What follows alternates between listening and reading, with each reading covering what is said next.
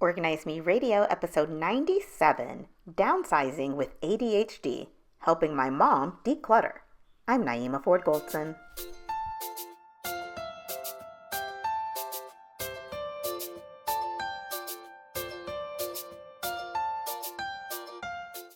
Hi, everyone. Welcome to Organize Me Radio. I'm Naeemah Ford Goldson, and today's guest is a very special guest. She is my top client of all time. Please welcome my mother, Beverly Chatmon. Welcome, Mom. Good morning and thank you. All right. So I have Mom on the podcast today because we are going to talk about how we recently downsized her. Mom recently retired from what was it, Mom, a 34-year career in nursing? Yeah, Okay. So a 34-year career in nursing. She was living in Nebraska. She recently downsized and relocated to Atlanta. And on top of that, Mom has ADHD. So it makes it a little bit hard for her, right, Mom? right. It's hard to believe that after all this time. So let's talk about the whole process of downsizing. How did you feel through the process? And you have a daughter who's a certified professional organizer. So, how did it feel going through that process with me? Well, thank God I have a daughter that's into organizing because otherwise it would have been very hard, especially to concentrate on some things and then get distracted. Like you'd be packing up one thing and then you see something and said, "Oh, let me go get that," and you kept me on task for the most So, part. So, for people who don't have ADHD, so you're saying the way your brain works is you focus on something and then you get distracted and start working on something else. And then you get distracted and start working on something else and then remember that you were supposed to be doing this. Well, the way I understand it is that your brain goes in super speed, like it'll take a subject and address it, and then it moves on to the next one before you could have any type of like somebody else saying, "Oh, I understand that, but how'd you get there?" It would be nice if I had a good example, but I went to a conference and there was this doctor, and she talked about your brain goes to warp speed after you tackle something, give someone an answer, and then boom, you're done. And then people around you are like, "How'd you get from here to there?" And you're looking at them like, "Are you crazy? How you think I got from here to there? I already addressed that." So oftentimes you'll find yourself letting people know that you're changing the subject. Okay, got it. So, how was downsizing for you, Mom? I know it wasn't easy. I know there were times where we encourage you to let some things go that you didn't necessarily want to let go. What was going through your mind during that process? Well, the first thing you think is, how do I accumulate so much? Am I a mini hoarder? And then when you bought these things, you thought you knew you needed them. Like I had so much detergent when the average person probably would have bought a bottle or a box, whatever. So, And I think, Mom, I think so. For those people who don't know, I'm the fifth of eight children. Um, and Mom was always used to buying in bulk for her eight children. So my thought is that you never really got out of that. Like you always bought in bulk, like food, detergent, things like that. And then even after all your kids were out of the house, you still continued with those habits, right? right. And what made it so bad, it's hard to get out of it. So I would bring it to your siblings' home and say, "Hey, do you need this?" But then it'd be crazy. Then in my head, "Oh, well, I gave it away and I need to buy it again." Oh, So, mother. So, were there any things that you felt particularly attached to that you had to let go? Of course, there was a lot of things like paparazzi jewelry, not promoting the brand, but I have so much of that. And then, of course, it's things like the Bath and Body Works sale. I only bought stuff between June and December, but I would give it away. But Yes. it didn't completely downsize me because when you came, I had so many candles and body sprays and lotions. And letting that stuff go, you feel in your head that you might need it later. And the thing is to just only get what you could store, I guess. So I think that this is a thing with your generation, with like the baby boomer generation, where you think that you need all these things and you just really don't. Like, mom, you don't need like 50 candles, you know? You don't need that. You don't need, mom has a big perfume collection, which it's fine. If you like jewelry, I like jewelry too. You know, if you like jewelry, you like perfume, I think it's fine. But then I think when you consume so much, then it makes it hard to downsize because when we were downsizing you, it took several days over the Thanksgiving break to get things done. And I have to let everybody know that we had a deadline to get out of there. And it took me and my sister Alicia all night getting everything done. So legit, I started at 10 a.m. I had a lot of help. I had family members coming and going. And then it ended up being just me and Alicia, and we didn't get done until 7:30 a.m. the next day. Well, that's exactly true because I was there. But at one time I had 38 bottles of perfume.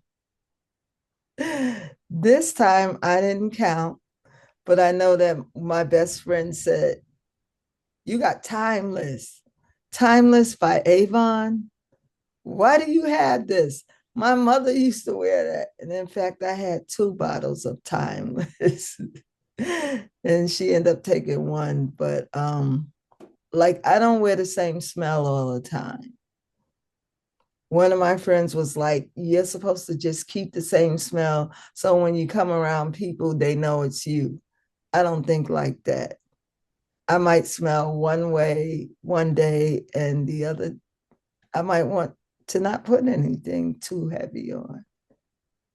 But do you also see how you're making excuses for the things that you do? So, Yes. yes, I have 35 bottles of perfume, but I like to smell different every day. But does that mean you need 35 bottles? Like with the Timeless perfume, did you actually wear the Timeless perfume? Oh, that's so embarrassing. I probably haven't worn that for years. Okay. I just had the bottle. So then if But it's then at the something that you haven't worn, then why do you still have it? because the bottle's pretty, I guess. See? So then, but with all of that, with consuming all the things that you consumed, it made it super hard for us when it came to downsizing you because you had so much stuff that you had to I get rid of. know. And it was hard to let some things go because she was like, "Mom, somebody else will enjoy it more. Or, you don't need this." And from you, I've learned that makeup has an expiration date and I rarely wear it. And so, "Hey, mom, this is expired. Why do you have this palette? Why do you have that?" You don't need it and you'll create more space for you. And maybe you might want to buy something new. So I probably fought them all the way in some instances because you don't realize at the time that you're giving things away that you spent money on buying and you really was attracted to that item. So, mom, what was the hardest part for you when it came to deciding what to keep and what to let go? Because you still kept a good amount of things. Yes, I did. And just to let you know, I see since I've been here that I bought too much stuff and some things I don't need. An example would be papers. Like you guys do everything on your phone. Me, I had to print out things, I had to feel it in my hands. And I think therein lies the problem because even when I was in school, I had papers and papers and papers that we sorted through and had to shred and other things. But what could I say? I'm a child of the 50s, no, 60s growing up. Well, okay. So, but I think the good thing about you being retired and being done with school and everything is that you should not have a need to print out papers anymore. I think that's going to take a while to get over.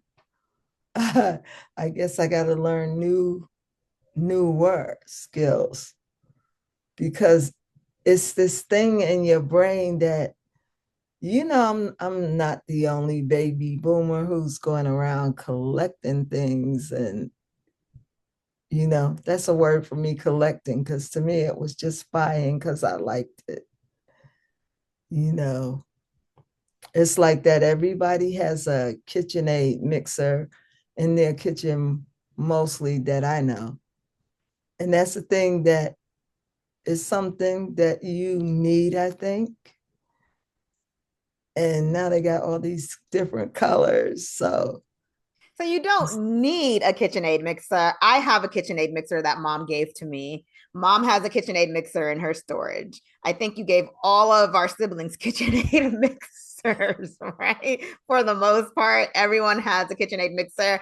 I actually do use mine though. So I don't think there's anything wrong with it if you actually use it. But do all the siblings use their KitchenAid mixer? probably not all of them. I don't think so. Maybe me and Takia, and that's probably about it. Charmaine uses hers. Okay. Me, Kia, Charmaine, and Poppy. Yeah. But I doubt everyone else uses theirs. So that's the thing. So you think that people need something when they don't necessarily need it. Some people will use it, but most people won't use it. Yeah. And then some people just use those mixers around the holidays, especially, but I Yeah. haven't used a KitchenAid mixer. I can't even tell you when. So, and KitchenAid mixers are not inexpensive, even if you get it on sale. It's still pretty expensive. So Right. that's another thing. You could save money if you're not consuming things all the time, like if you're not buying so many things. Mom, do you think that your having ADHD had an effect on your moving and downsizing? Oh, yeah. How so? Oh, well, first of all, you can't think straight, like uniformly. So in this case, I know I fought you guys all the way and then there's a lot of things that I didn't understand. Like I was trying to look at the whole picture by psyching myself up, saying, all I'll have is a bedroom. So I can't fit that much in the bedroom closet. I can't fit that much on in dressers or drawers or something like that. So if I want all these things, how do I prioritize what is the thing I want the most versus to the things I could let go? And we sent a lot of things to thrift. Yeah, we gave away a lot of stuff. We threw away a lot of stuff too. And And then then we had, also giving things to family members. yeah, yeah. So, Mom, how did you feel about maybe some of the techniques that I've shown you throughout the years with helping you to become organized? Because Mom was my first client and will probably always be my client. She lives with me now, though. So now that mom lives with me, she's not going to be able, there's only a limited space, right? Until, of course, she gets her own place eventually, but there's a limited space. So, are there any techniques that you've learned or picked up on throughout the years that helped you when it came to downsizing for your move? Yeah, well, I'm slowly figuring out that you have to do one task at a time, complete it, and move on to the next task. Where, as you know, that was not always the way I handled things. And in the ADHD affects your work too. So you're going to find yourself writing down things to try to stay on task. But sometimes you don't go by your to-do list. Then what? So, but with Naeemah, she's showing me how to organize. I think I had a little organizational skills in my toolbox, but she's helped me with a lot, especially when we go shopping. Mom, you don't need this. So even if you want this for a Christmas present, you've got time to wait and see if you really need this. So, and I do have that frame like my parents of buying in bulk. And the funny thing about it, so does my sisters. They do the same exact thing. So it's probably that generation of baby boomers. Yeah, I think it's Now, a learned behavior that you have to break yourself out of. yeah. Just like a generational thing that you have to break yourself out of. Now, did so having me as your daughter and as your professional organizer, did it make it easier or were you hesitant at times with letting go of things? Well, with the first one, the first opportunity that I had with you, I was hesitant with a lot of stuff. And I don't know how long that lasts before I started buying more things.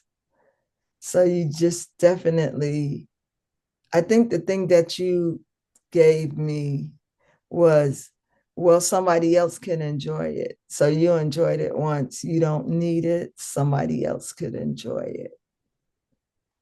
And I think that's important, mom, because we have a lot of stuff. I feel like we've been fortunate to have the things that we have. And then it's time to move on and maybe give it to someone who's not as fortunate as us or someone that can use it. Um, do you recall any moments that might have been tense when it came to downsizing? Now, I know you probably talk to my siblings after I leave and talk about what I made you let go. So, are there any things that I encouraged you to let go where you were upset about it after the fact? Well, I thought about my closet with the coats, and you was like, you are not going to need all these coats in Atlanta. So I took, I don't even know how many coats I had, but I gave it away quite a bit, and I've kept four. And And four is still a good basically, amount of coats to keep, mom. basically three was well, they were designer coats. I gave away a designer coat and a jacket. So, did you have any aha moments when it came to letting go of stuff, Of downsizing? course I did. When it came to those papers that I have from school, all those things that I printed out and necessarily shouldn't have, but you know, I had cubes and cubes of papers. And I left Omaha with what was it, two cubes or three cubes more that had to be shredded? There was a lot of stuff that needed to be shredded. And so, when I organize my mom, I have so many siblings, I like to delegate. And we delegated that task to Nadira, which she wasn't very happy. But we delegated the shredding to her. Hopefully, she is working on a process to get all of that done. Are there any organizing routines that you have set up now that you've moved, or anything that you use in your everyday life now? My routine is putting things in reach and deciding what I'm gonna wear, what clothes that I have with me now, do I still need to keep them all? Because I bought quite a bit here.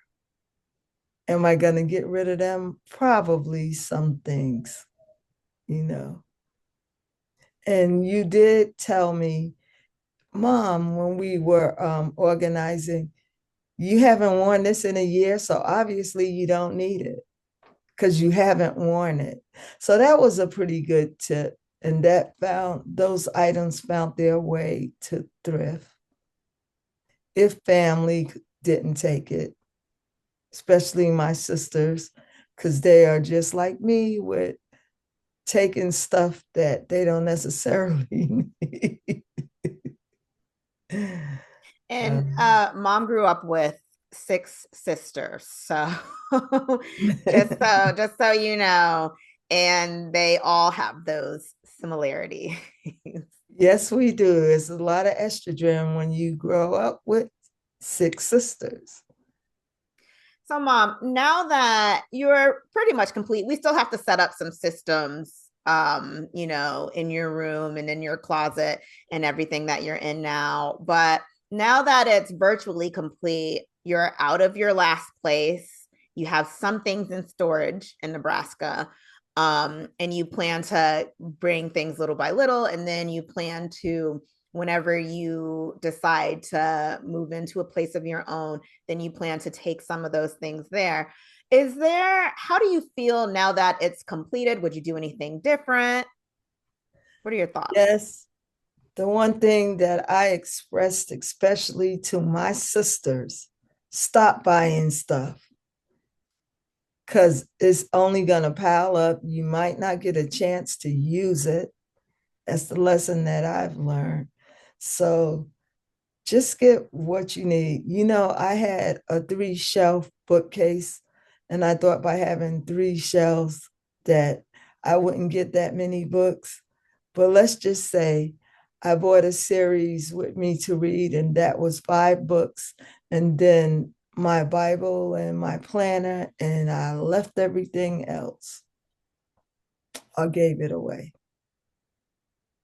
So let me ask you this, because recently we lost granddaddy, my mom's father, just a couple months ago, and he had some stuff that had to be gone through. And I think that a lot of people in your family, I feel like you and your sisters were overwhelmed by it, like going to his place and getting his things and all that. And does that change your perspective on the amount of things that you have, seeing all the things that he had that he left behind? I'm sure. And then different friends, like when and family. When we first came to Omaha, my mom had, I don't know if you remember this, Naeemah, she had like 2 or 3 stacks of magazines that was from the bottom of the floor to the top. I remember. And so it's just a learned behavior, like you said, and it's passed down from generation to generation. So hopefully, and then that causes you stress.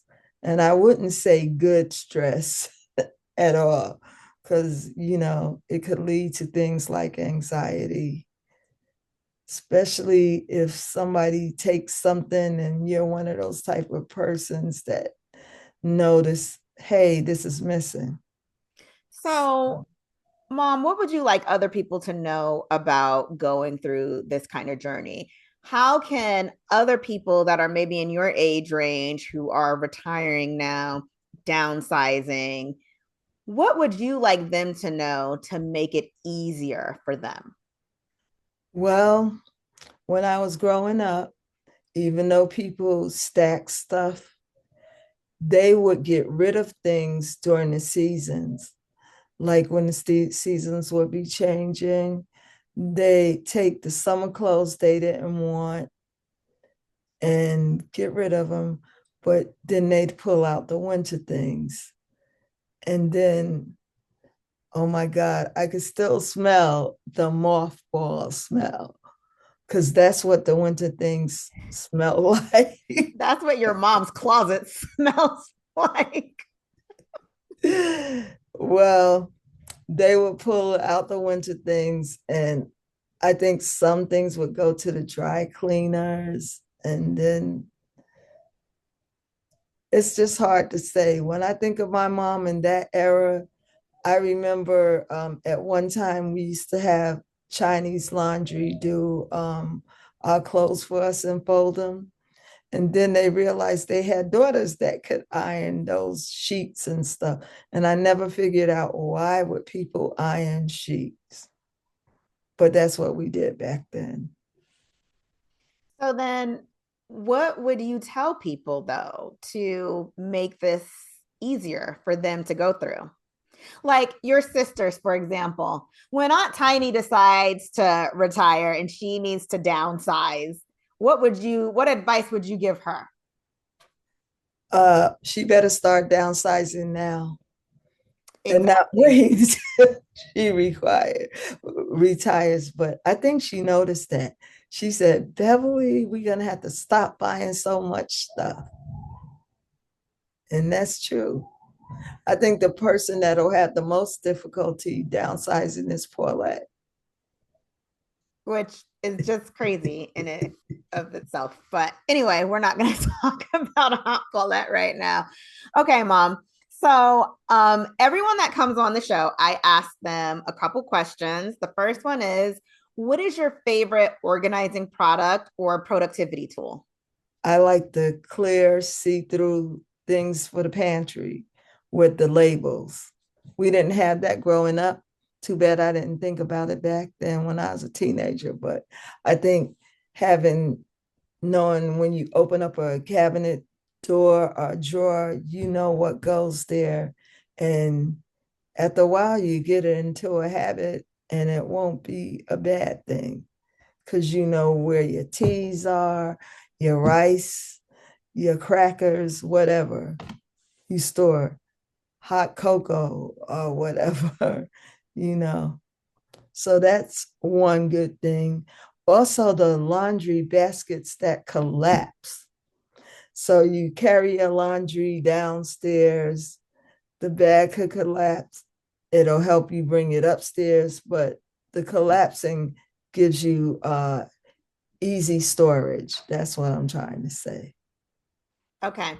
So organizing and ADHD aside, you've accomplished a lot in your nursing career over 34 years. What's your greatest professional achievement, Mom? I am happy on the path that most of my kids took, their pursuit of their educational goals. And most of them, pretty much I could say all of them are successful. Most of them have their degrees. The rest that don't have degrees have professions, you know. So I think that would be one of my greatest achievements. I think that's great. And just to piggyback off of what Mom's saying, um, eight of us, most of us have degrees. My oldest brother actually has his doctorate. A couple sisters have master's degrees. You know, a lot of us have our bachelor's degree, and Mom has her bachelor's degree and her master's degree as well. So we are a well-educated family. We are achievers, and I think that that comes from you, Mom, and seeing your determination and how you raised us. And I think all the credit goes to you, Mom. So thank you. Of course, other things aside, you Thank have always been a great mother. And I think that's prevalent with how me and my siblings turned out. So thank you, Mom. You're welcome. Thank you all for joining us. Be sure to tune in next time for an all new episode.